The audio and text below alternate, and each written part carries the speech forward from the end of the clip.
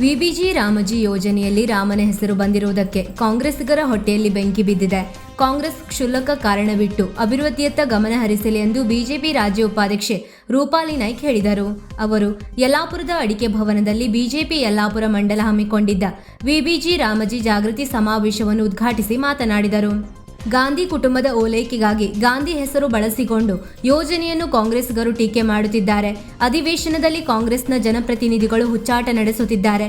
Guarantee ಹೆಸರಿನಲ್ಲಿ ರಾಜ್ಯ ಸರ್ಕಾರ ದಿವಾಳಿಯಾಗಿದೆ. ಹಾಗಾಗಿ ಸ್ಥಳೀಯ ಸಂಸ್ಥೆ ಚುನಾವಣೆ ನಡೆಸಲು ಅವರಲ್ಲಿ ಹಣ ಇಲ್ಲ ಎಂದು ವ್ಯಂಗ್ಯವಾಡಿದರು. ಪ್ರತಿ ಬೂತ್ ಹಂತದಲ್ಲಿ ಗ್ರಾಮೀಣ ಭಾಗದ ಪ್ರತಿಯೊಬ್ಬರಿಗೂ ಯೋಜನೆಯ ಕುರಿತು ಅರಿವು ಮೂಡಿಸಬೇಕು. ಪ್ರಧಾನಿ ಮೋದಿ ಅವರ ವಿಕಸಿತ ಭಾರತದ ಕಲ್ಪನೆಯನ್ನು ಸಾಕಾರಗೊಳಿಸಲು ಎಲ್ಲರೂ ಕೈಜೋಡಿಸಬೇಕೆಂದು ವಿನಂತಿಸಿದರು. ಬಿಜೆಪಿ ರಾಜ್ಯ ವಕ್ತಾರ ಹರಿಪ್ರಕಾಶ್ ಕೋಣೆಮನೆ ಪ್ರಾಸ್ತಾವಿಕವಾಗಿ ಮಾತನಾಡಿ, ಭಾರತೀಯ ಗ್ರಾಮೀಣ ವ್ಯವಸ್ಥೆಯ ಸುಧಾರಣೆಯ ಸ್ಪಷ್ಟ ಕಲ್ಪನೆಯನ್ನು ವಿಬಿಜಿ ರಾಮಜಿ ಯೋಜನೆ ಹೊಂದಿದೆ. ಇದರ ಮಹತ್ವವನ್ನು ರಾಜ್ಯ ಮಟ್ಟದಿಂದ ಗ್ರಾಮ ಪಂಚಾಯಿತಿ ಮಟ್ಟದವರೆಗೆ ಮನೆ ಮನೆಗೆ ಜಾಗೃತಿ ಮೂಡಿಸಬೇಕಾದ ಹೊಣೆ ನಮ್ಮದಾಗಿದೆ. ಕಾಂಗ್ರೆಸ್ ಈ ಯೋಜನೆ ಬಗ್ಗೆ ಅಪಪ್ರಚಾರ ಮಾಡುತ್ತಿದೆ. ಜಾತಿ ಧರ್ಮಗಳ ನಡುವೆ ವಿಷಬೀಜ ಬಿತ್ತುವ, ದೇಶದ ಗೌರವಕ್ಕೆ ಅಪಚಾರ ಎಸಗುವ ಕಾರ್ಯಗಳನ್ನೇ ಮಾಡುವ ಕಾಂಗ್ರೆಸ್ ಸಂವಿಧಾನದ ಹೆಸರು ಹೇಳುವುದು ಮಾತ್ರ ವಿಚಿತ್ರವಾಗಿದೆ ಎಂದರು. ಗಾಂಧಿ ಹೆಸರು ಹೇಳುವ ಯೋಗ್ಯತೆ ಕಾಂಗ್ರೆಸ್ಗೆ ಇಲ್ಲ. ಅಂತಹ ಕಾಂಗ್ರೆಸ್ ಗಾಂಧಿ ಹೆಸರಿನ ಬದಲಿಗೆ ವಿಬಿಜಿ ರಾಮಜಿ ಹೆಸರನ್ನು ಇರಿಸುವುದನ್ನು ವಿರೋಧಿಸುತ್ತಿದೆ.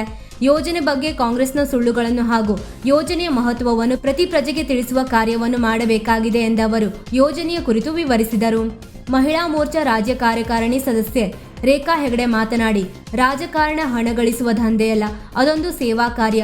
ಸಂಘಟನೆಯ ಜೊತೆಯಲ್ಲಿ ಕೇಂದ್ರ ಸರ್ಕಾರದ ಯೋಜನೆಗಳ ಬಗ್ಗೆ ಜಾಗೃತಿ ಮೂಡಿಸುವ ಕಾರ್ಯವನ್ನು ಮಹಿಳಾ ಮೋರ್ಚಾ ಮಾಡುತ್ತಿದೆ. ತಾಲೂಕು ಬಿಜೆಪಿಯಲ್ಲಿ ಕೆಲವು ಗೊಂದಲಗಳಿವೆ. ಗೊಂದಲಗಳನ್ನು ಪರಿಹರಿಸಿಕೊಂಡು ಮುನ್ನಡೆಯಬೇಕು. ಚುನಾವಣೆಯ ವೇಳೆ ದುಡ್ಡಿನ ಆಟವೂ ನಡೆಯುತ್ತದೆ. ಅದನ್ನೆಲ್ಲ ಸಮರ್ಥವಾಗಿ ಎದುರಿಸಲು ಕಾರ್ಯಕರ್ತರು ಸಂಘಟಿತರಾಗಬೇಕು ಎಂದರು. ಈ ವೇಳೆ ಜಿಲ್ಲಾ ಪಂಚಾಯತ್ ಮಾಜಿ ಸದಸ್ಯರಾದ ರಾಘವೇಂದ್ರ ಭಟ್, ರೂಪಾ ಬೋರ್ಮನೆ, ಜಿಲ್ಲಾ ಪ್ರಮುಖ ಗೋಪಾಲಕೃಷ್ಣ ಗಾಂವ್ಕರ್, ರಾಘವೇಂದ್ರ ಭಟ್ ಸುಂಕಸಾಳ, ಉಮೇಶ್ ಭಾಗವತ್ ಇತರರು ಇದ್ದರು.